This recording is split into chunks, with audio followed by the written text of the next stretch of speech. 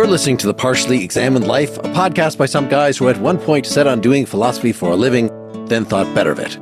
Our question for episode 361 is something like, how does mechanization affect labor? And this is our final installment in our series on Karl Marx, finishing up some bits from Das Kapital and considering his Fragment on Machines from 1858. For more information about the text in the podcast, please see partiallyexaminedlife.com. This is Mark Linsenmeyer, not any more radicalized than I was, despite having spent this much time with Marx in Madison, Wisconsin. This is Seth Paskin, absurdly assuming that I share something in common with the capitalist in Austin, Texas. This is Wes Alwan, confronting my commodities in Cambridge, Massachusetts. This is Dylan Casey, contemplating the free association of free men and their labor power in Madison, Wisconsin. All right, so we are in the middle, or toward the end of chapter 1 of Das Kapital on the commodity, and then we are going to move. There is a later chapter in Das Kapital on machinery, and I reviewed it going into here, but I think this Fragment on machines really gets to the core. Will give us plenty to talk about in how we want to say labor theory of value. That was the primary thing we covered last time. All the value comes from labor. Well, what happens when you introduce a machine? It seems like can't that just replace labor? Can't that, yes, it took labor to make the machine. Anyway, so we'll talk about why then introducing machines doesn't actually improve the lot of the laborer in capitalism, etc. And according to Marx, really historically it did. Yes. But not at the time for English people. Should we begin with fetishism? Sure. I can catch us up a little bit. Yeah, if you want to review and get us up to around 171, we said, page. Yeah, so we had talked about his idea that commodities have this mystical character, this character that transcends sensuousness. In a way, they are metaphors, or they're signifiers for something else.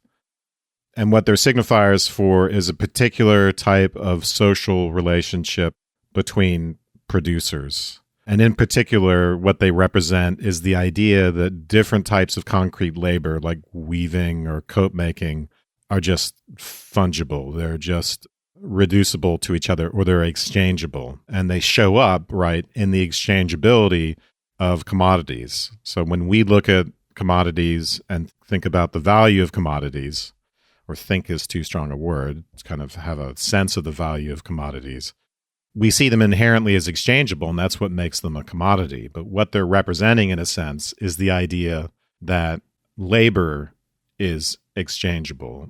And in that sense, they are kind of a picture of alienated labor. They're almost like a dreamlike metaphor for alienation. So we got to the point where he was contrasting that and saying, well, that's specific to capitalism. And there are other forms of organization, like the family, where that's not true. And it's not right. So we'll say on page 171, we have one near to hand in the patriarchal rural industry of a peasant family, which produces corn, cattle, yarn, linen, and clothing for its own use. These things confront the family as so many products of its collective labor, but they do not confront each other as commodities. And they don't confront as commodities because the family, right, sees these products when they produce the particular products according to this natural division of labor that happens within the family, according to their social roles. They see them not as exchangeable. It's not like I'm going to, hey, Mom, I'll give you this if you give me this.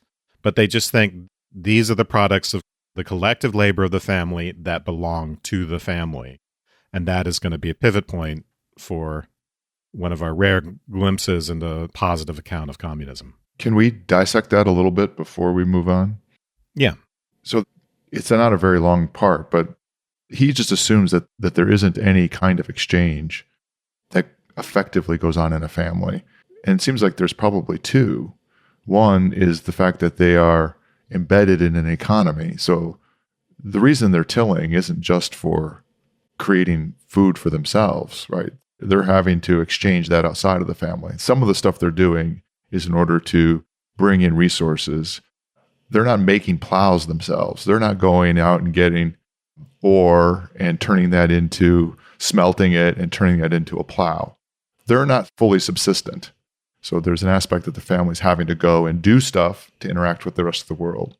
And so some of what they're doing, at least as a whole family, is commoditized. And then, is it really the case that there's nothing that's effectively implicitly exchanged? Or even, in fact, you see that when those exchanges aren't fulfilled in families that lead to them not functioning. If people aren't fulfilling their roles and fulfilling the duties of those exchanges, even if they're not are they that far from being commodity, especially in a farm? Dylan's headed up to here with his freeloading family members. Well, no, look, when the kids are told that they have to go feed the pigs at 5 o'clock in the morning and then at 2 o'clock in the afternoon and then 8 o'clock at night, and they have to do that, is it wrong for them to also expect that they're going to get fed themselves back home? And if they don't get fed themselves back home? If you don't feed the kids, you're not going to get your commodities.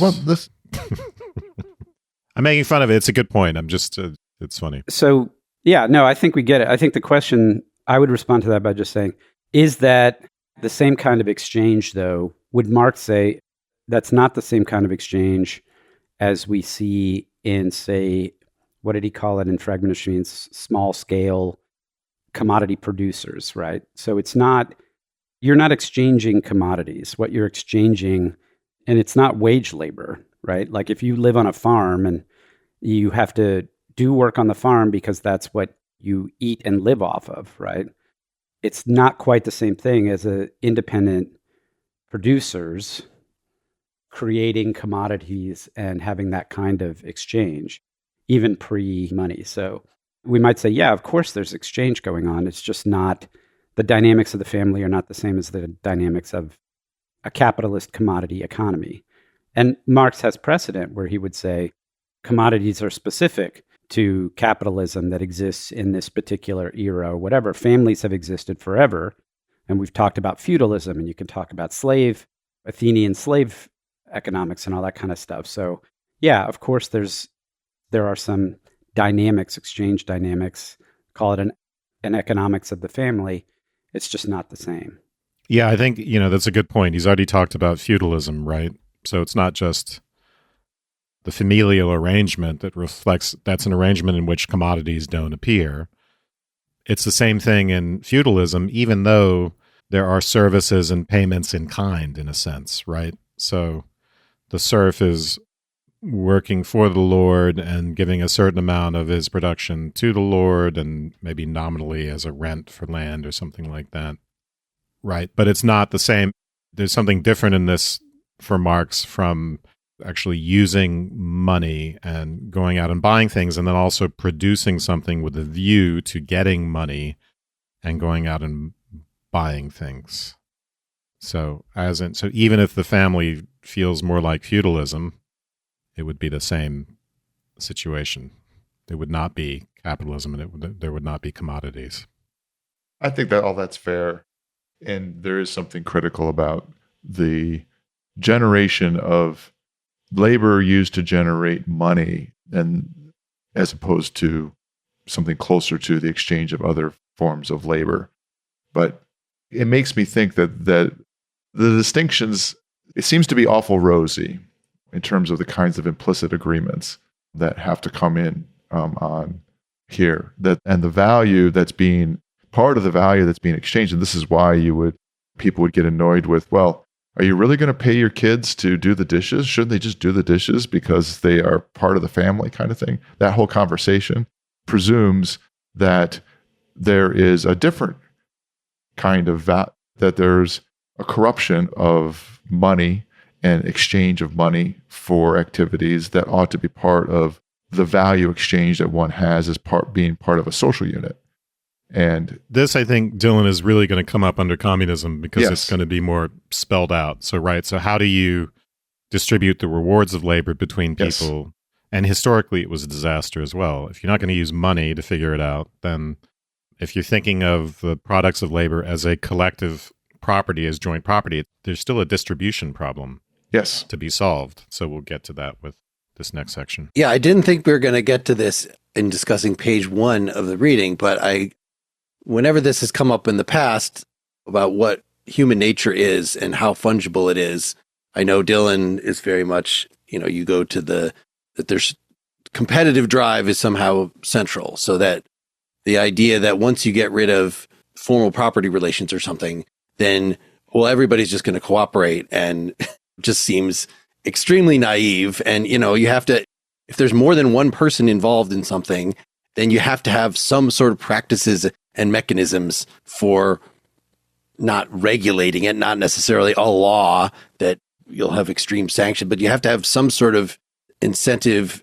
even just customs worked out such that the social machine can work. Yeah. All right. Shall we get to the communism part? Yes. So here, Marx says very little about communism in this book, or really in any general? of his writings.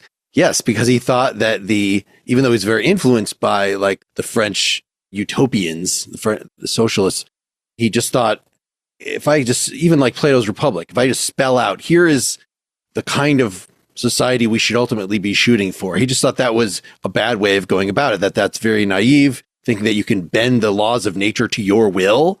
So a lot of things people accuse Marx of, this utopianism, is not, Marx was very much aware of this. And so let's just understand how these mechanisms work, how the progress of history looks like it's going to unfold. And, it's definitely a moral imperative to point the way to show like, yes, we can have a more humane world, but don't start by, and hear how in our future society, everybody is going to live and how the exchange is going to work. He's very anti-utopian, and we got a lot of that in the 1844 manuscripts. But I think he protests a little too much, and there's a lot of implicit utopianism in what he's doing. He just knows that it's going to look touchy-feely, and he wants to rebel against that idea and say, no, this is science, and this is about what's historically determined, and he doesn't want to be charged with utopianism. And I think that in part is why he's so militantly anti-utopian, and why he's so virulently critical of Proudhon and other quote-unquote crude communists. I mean, is it part of it that utopianism smacks too much of idealism, and he's so stridently precious about his materialism against idealism that he would similarly protest? I'm not an idealist, but I agree with you. I think that he protests too much in this respect. But, and we should recall the way he talked in the 1844 manuscripts, with people's very perception of things being transformed, right? Remember all that talk, and we're going to be in touch with our species essence. And so he was a little less careful about that. Hadn't fully rejected Feuerbach at that point. Yeah, he's very anti-utopian on the one hand, but sounded quite utopian as well in the 1844 manuscripts. I think he abandoned that type of talk, but now we're going to get this sketchy, this kind of general and not detailed depiction of what communism involves here. But sorry, I have to detour us, because Dylan, your equation of idealism in terms of we have a moral ideal or a political ideal that we're shooting for, and idealism in Hegel's sense of everything is an idea and not a material thing. Either those are just completely different, or they're related in a really interesting way. And we have never really talked through how those two could be related, because if everything is Berkeley, there's nothing about metaphysical idealism that says anything about politics whatsoever. But Hegel's idealism, of course, was not mere Berkeleyan idealism, and it was not mere Fichtean idealism. It contained, as part of his system, the destiny of history and the greater self-consciousness of mankind as being the point of all history. So, yeah, how did you see those two as related? Why were you equating those? Well, I wouldn't have characterized my point as the way you summarized at the beginning, but at the end where you're pointing to the arc of history, that to me sounds like utopianism. It seems it seems like directly related to it. And not in terms of a utopianism where you would just point to a perfect world that you imagined, but a utopianism where you understood that that's where we were going. Yeah. And that's what I would, Hegel, I agree with you, and Marx too. Even this is why he protests too much. his whole view that capitalism is a waypoint on the economic pathway to communism is a path of history argument, is that there's the universe and it's going in a direction, and I am a mechanism that I need to participate on that pathway. So it's a teleological utopian view of the evolution of the universe. And it might as well be God in there for all practical purposes for Marx.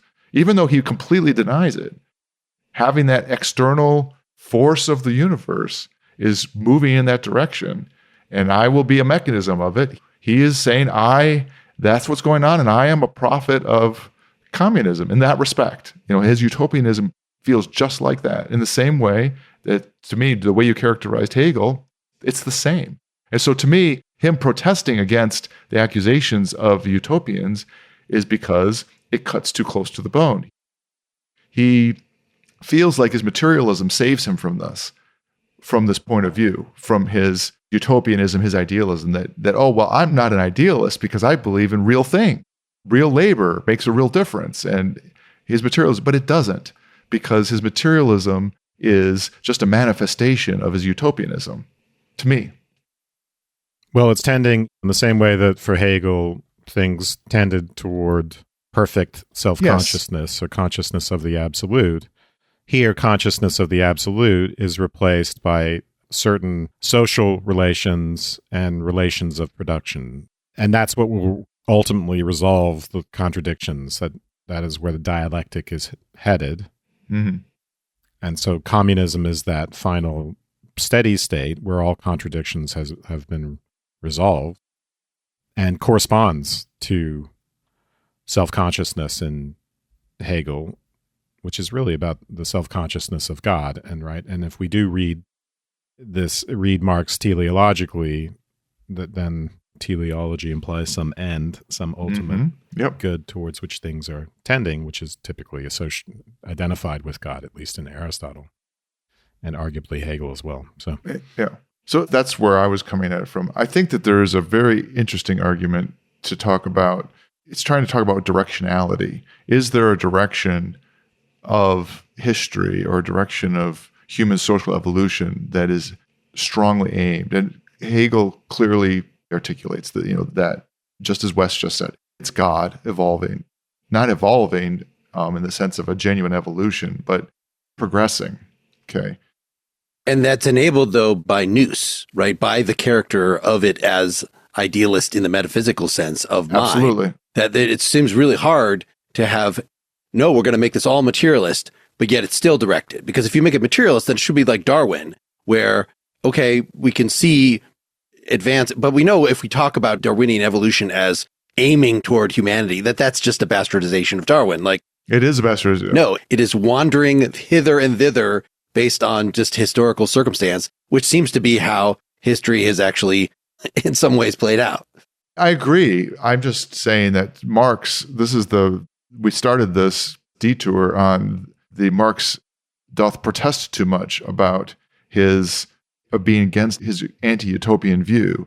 And I think that, to me, he does protest too much, and that his utopianism, his reaction against it, to me, is understandable because he wants to identify himself as a materialist in a particular way. All right, so let's read what he says here about communism. Bottom of 171. Let us finally imagine for a change an association of free men working with the means of production held in common and expending their many different forms of labor power in full self-awareness as one single social labor force. All the characteristics of Robinson's labor are repeated here, but with the difference that they are social instead of individual. All Robinson's products were exclusively the result of his own personal labor, and they were therefore directly objects of utility for him personally. The total product of our imagined association is a social product. One part of this product serves as fresh means of production and remains social, right? So new machinery and other means of production. But another part is consumed by members of the association as a means of subsistence. This part, therefore, must be divided amongst them, this problem of distribution I was talking about. The way this division is made will vary with the particular kind of social organization of production and the corresponding level of social development attained by the producers.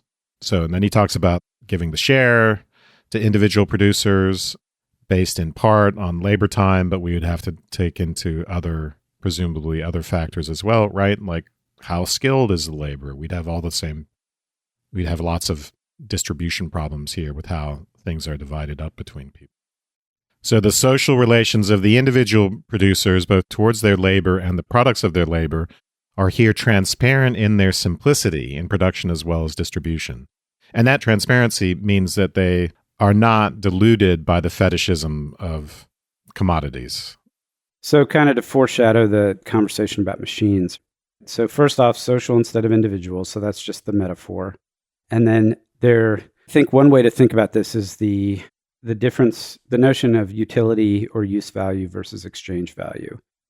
So in some sense, the communist model is going to change the dynamic relative to the capitalist commodity model about where the priority is between use value and exchange value.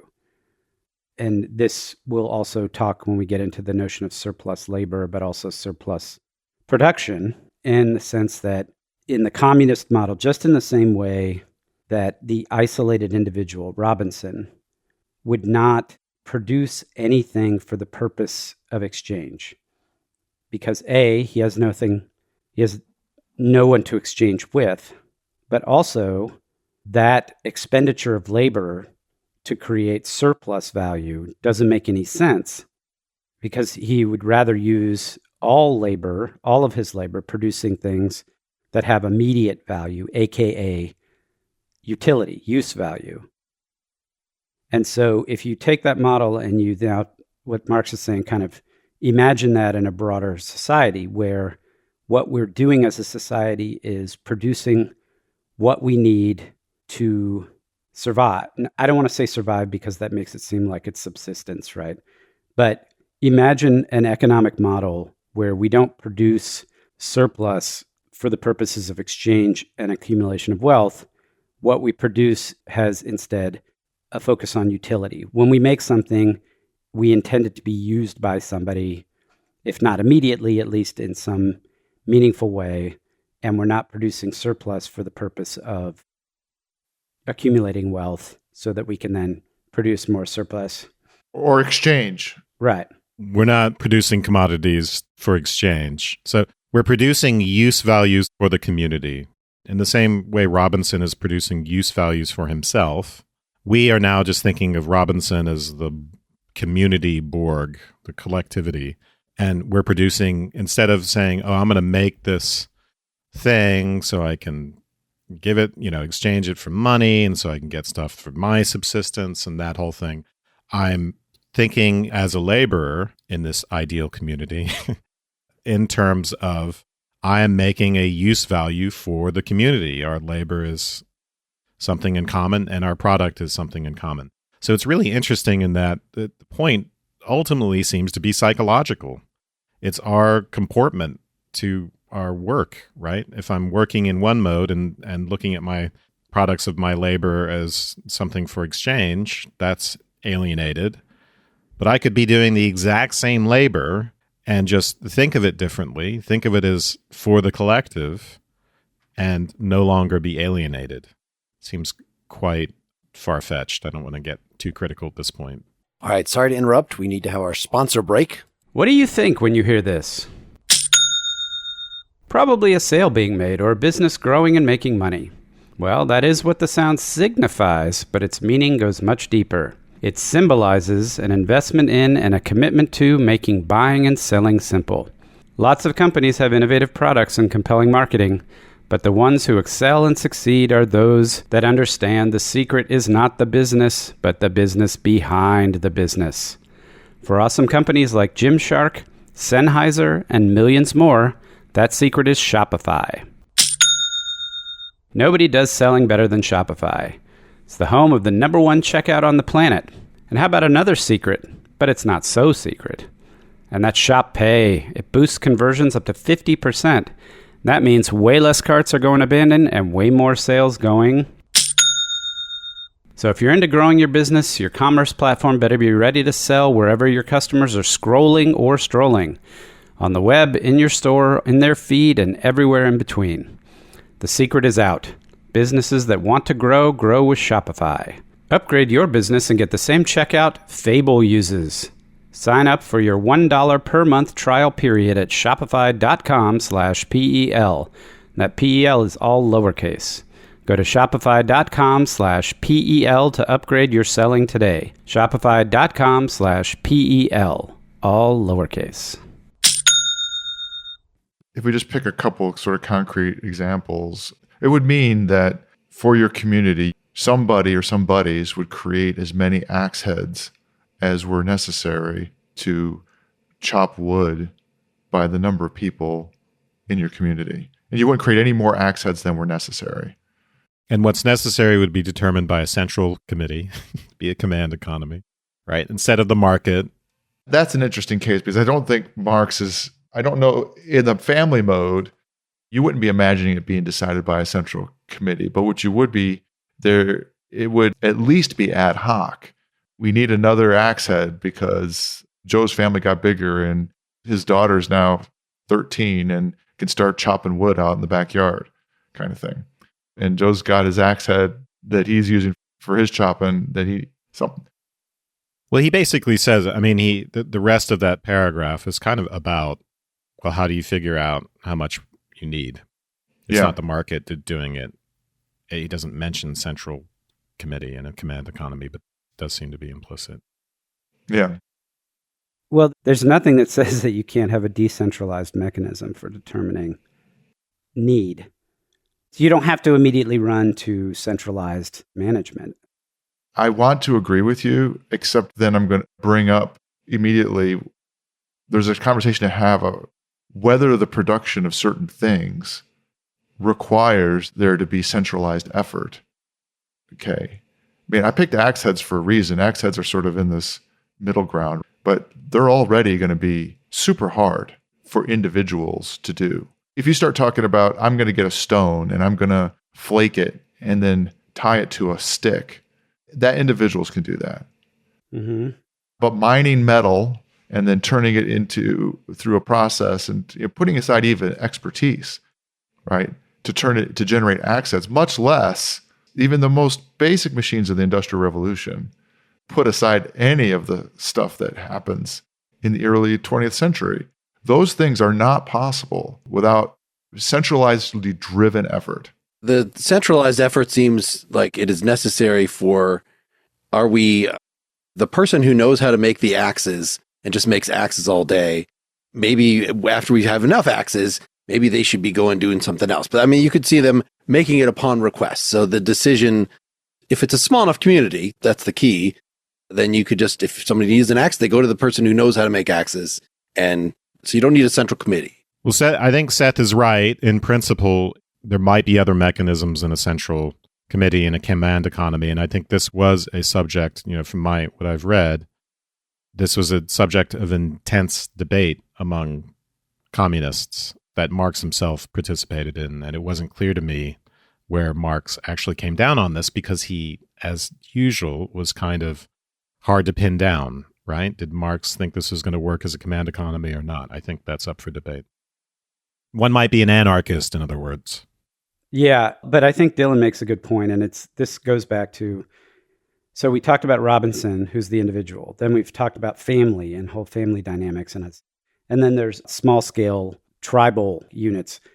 If you think about a society that hits a certain scale where you might say something to the effect of, look, you can't operate this kind of society at the level of tribal or village kind of exchange. It's not like we have a farmer, we've got the farmer, the blacksmith, right? The clothier, the cobbler, because what Dylan was describing about axe head making and talking about mining and all that right there requires machinery. It requires capital because it requires an investment to build out the infrastructure, which then I think so maybe the question here is, I think all of us could easily imagine in a society of a village of 50 to 100 people, a kibbutz, if you will.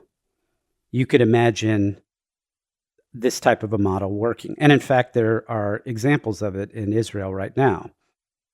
All right. But at a certain point, there's a scale and the needs of the society grow. It's like at the point where, in order to meet the needs of the broad society, you have to introduce infrastructure or mechanisms that require investment of capital. Well, you need price mechanisms for distribution, right? From our episode on von Mises, right? Prices are it's like hormones going through the body. They're messengers. They're a way of communicating something so that as an emergent property, what the needs of production can be determined. We figure out how much to produce and what to produce via price mechanisms, and rather than from something top down. Wes, I think you just gave someone an orgasm. So it was Hayek.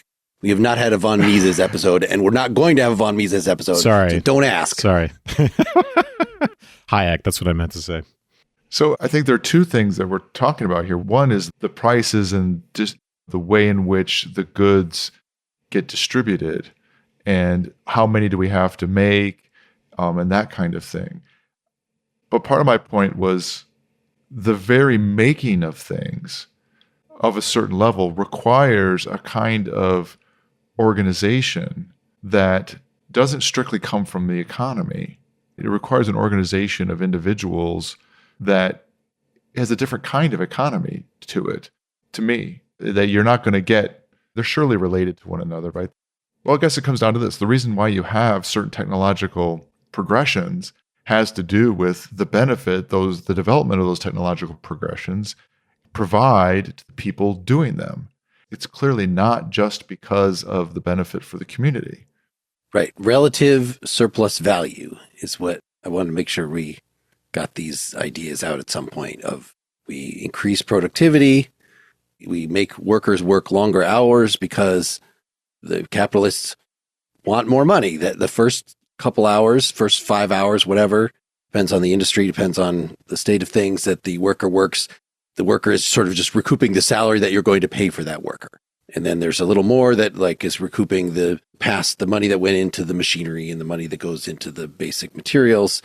And then anything above that is potentially profit or to be reinvested. And so there's an absolute overall, and this is Marx's analysis of what is wrong with capitalism, why it's exploitative inherently. Doesn't matter if the individual capitalists, it's not because they're greedy. It's just that the system, the incentives are built in to get as much. You're paying only the exchange value for the worker's working day, but yet you're getting much more use values. The more innovation you can install in terms of machinery, in terms of greater division of labor, in terms of just organizing your workers to do things as efficiently as possible, the more profit you can get out of them without necessarily having to pay them any more. But you do that especially if you can gain an advantage over your competitors. So I'm doing it. I'm gaining more surplus value relative to others in the market. Once everybody institutes that innovation, well, then the price just goes down. The value of the thing created just goes down. Yeah. So if I have a laborer who's producing a certain amount, me as a factory owner, and part of what I can sell that for goes as wages to the laborer, and part of it goes to my cost, and then a big part of it goes to profit. And the idea is that profit is just something that we're stealing from the laborer. That's the surplus, right? They're really producing that, and I'm taking it. And so if I introduce a machine that doubles the productivity of the laborer and doubles my profit, instead of that extra profit going to the laborer, it just goes to me. And Marx ultimately thought that would tend towards pauperization of laborers until the class, the conflict rose to the level of revolution. Of course, that's not what happens. And economists don't think that profit works this way, in part because it presumes this theory of value, where the value of something is objectively related to the amount of time and labor that went into it, when economists today see value as entirely subjective. Yes. And think about it in terms of marginal utility and other concepts like that, which we should do an episode on one day.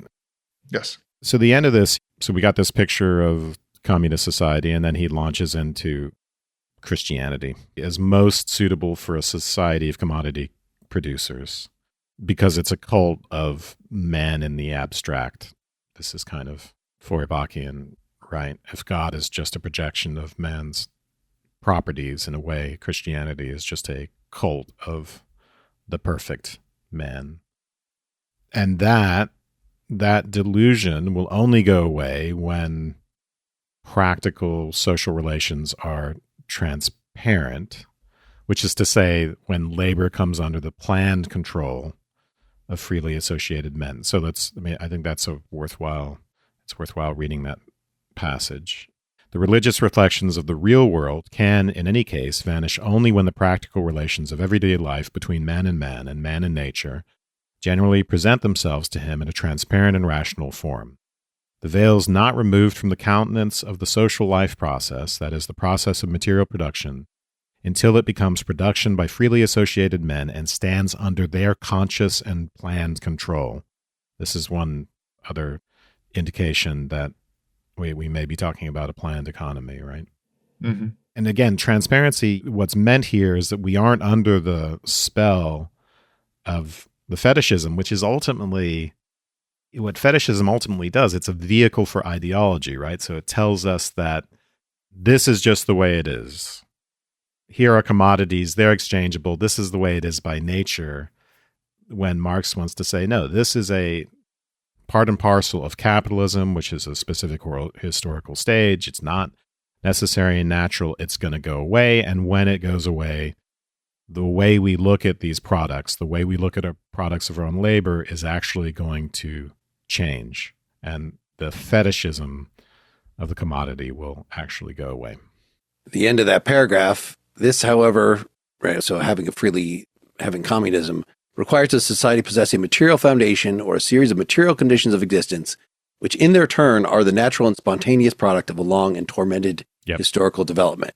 So I think that it doesn't say here that having these material foundations means we'll definitely have communism, but it's at least a necessary step. It's funny, I had been seeing the Feuerbachian, the species being, if we want to, in our discussion earlier today here about the transition from Hegel to Marx, that if Hegel thinks that the end of history is us becoming as spirit self-aware, well, then a Feuerbachian adaptation to economics would be we need to become aware of ourselves in our species being. This seemed to be something that Marx in his earlier work agreed on. So in other words, commodity fetishism is pitting us against each other, that we're seeing, right, capitalism creates divisions where there should not be what really realizing our essential nature as humans is that we are one people. We should be working toward the common good. That is something you will, if you look deep in your heart, free of the blinders of capitalism, you will see that you actually want to work. You want to be of use to your society. Man is a social animal. And so, really, yeah, it's just a matter of freeing us from current social conditions so that then we could recognize that and that's what full self-consciousness would be. So that's the response to, oh no, man is essentially competitive and we just want to have one up over everybody else. We want to have more status than everybody else. Oh no, that's just the blindness of our past. This is something it's deep in our telos to overcome. So we go from consciousness of God in Hegel as self-consciousness to consciousness of man in Feuerbach as self-consciousness, and here it's consciousness of community. I mean, ultimately, I feel like Marx, much like so many people we've read over however long it's been, 15 years, it's like they're clear-headed about the analysis, but when they're faced with the conclusion of what they can't handle it. They can't. If we think back about how we started this series with the theses on Feuerbach, Marx says, we're historically and materially produced, You want to change people or society, you got to change the conditions. And when you get to this stage where what we're reading, I'm not seeing that. I'm seeing some kind of idealized aspirational picture of what he thinks the next stage of history or whatever it's going to be. But the direct, bald-faced consequence of what he's saying is human beings will be whatever we make them, we make ourselves into. And if we've come to awareness that that's the case, then we can decide how we want to structure society and our immediate surroundings and all that stuff to create the human beings and the human nature that we want. I don't think there's anything essential, or Marx hasn't done any work that suggests that there's essential human nature. In fact, he's very much tied to the idea that, I don't know, maybe there's a teleological aspect that floats through there, but anyway. Well, he doesn't think there's essential human nature. He thinks that it can be changed. The force of history might be teleological, but in fact, human nature will what human beings are will get changed by what the economy is along the way. Yeah. Yeah. Our self-awareness rides on top again of material conditions. It's worth reminding ourselves of that passage that Mark just read. Oh, I got this. You're now. 1x away from being a commie. No. He's Marx Linsenmeyer for me for the rest of it. But and that, I think this is the realistic part of Marx, as I've said many times before. What happens as technology advances? That's a lot of what's the material conditions are about. What happens when technology becomes so powerful that we have what is essentially an unlimited free labor pool that doesn't require human beings for the most part? Initially, he says you'll end up with pauperization and capitalists taking the profit from that for themselves, but that there's a limit to that before the means of production just become collectively owned. And whether or not you think that's true, you do have to, this technological advancement problem is something people ought to think about. What is going to happen, right? With AI, for instance, if AI really reaches that level of general intelligence and we can just have AI do everything, doesn't that mean we can fish in the morning and be poets in the afternoon and have exactly what Marx foresaw? And in a way, isn't the implication that that's actually necessary, that we have no choice, that some form of communism is going to ride on top of that material condition of infinite available free non-human labor? I don't know, but I don't think Marx is crazy for wondering about what happens at that point. It's like a singularity in a way. He didn't foresee artificial intelligence, of course, but he had the foresight to say, okay, what happens if technology does reach this virtually unlimited power? I put it a little bit differently. And Mark, he framed it, and he put me on one side of this argument, which I put aside whether I agree with that. But, of there being individuals are all free-floating entities that are inherently competitive, and you have sort of that free market kind of argument that will work out however it is. And then you have the other side of the argument that we're all social beings and we're part of a collective action. And in fact, stronger than that, the interpretation of the power of technology is really the power of the influence of our collective whole upon our individual selves, because that technology doesn't arise from any one individual. It arises through collective action of one sort or another and becomes a new force or presence within individual lives. It's a little bit like the one versus the many argument, the individual versus the community argument, the whole versus part argument. In another form of that dichotomy, are we individuals who are acting primarily as ourselves that happen to be in an environment that incidentally is social? Or are we deeply embedded, and in fact, the force of and the thing we're beholden to is the whole community? And it seems to me that this problem ends up being really the intertwinedness of that, because there's feedback mechanisms, and technology is a perfect example of that feedback mechanism. Technologies get developed into the world, and then they end up affecting individuals. But it's, of course, absolutely true that individuals and groups of individuals are the ones who develop technologies. So when we talk about the success of the capitalists, the challenge that we have is that their money, their harvesting of surplus value and becoming wealthy is only made possible in the context of the rules that are enabled in that economy, to use Seth's phrase. And how do we manage the distribution of those benefits within our society?